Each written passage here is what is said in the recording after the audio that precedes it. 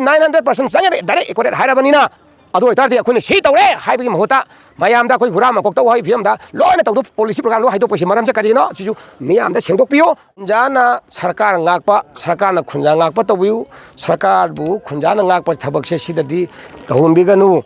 जा जा थोलबि स्टेटमेंट थोलबि मानजि उरगा खोदे अमतेन साथीबा हाइबदु ओइरे अदना हौजि थोइबा खोगी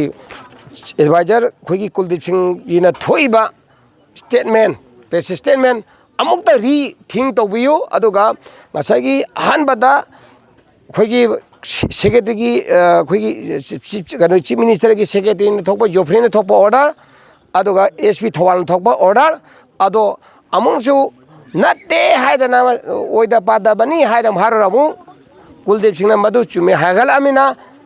करी ग्राउंड दा हारिनो हाबसे थोना प्रजा मियामदा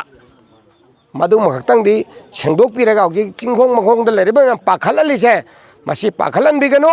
अदुगी मथक्ता ngसागी लाएना खंगगदी 900% चंगे डायरेक्ट एकोरेट हाइरबनिना अदो इतारदि अखोने सी तौरे हाइबगी महूता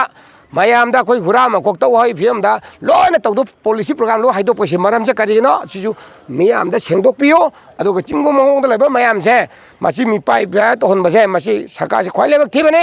अदुनाने नंग हाइदे ततना हाइबदो सरकार से पब्लिक ना पब्लिक को सरकार नाकपै महूता इन हाइजबदो हौजिदि प्रूफ तौरे अदुना कोई प्रजा खुदंगना कोई थेंगनाने लेरिसे मसे कोई हनगुमजी अकीबा फागुमजी सरकार की ड्रामा से खरा थुनो तोपिरो नत्रदिने लास्ट ड्रामा से येंगमा ngमक्त्र कान थोलको दशादो सरकार ना दायित्व लौबियो हाइबजे मसना थमजगे हदना इसमना आई वफम खरजे थमजरी।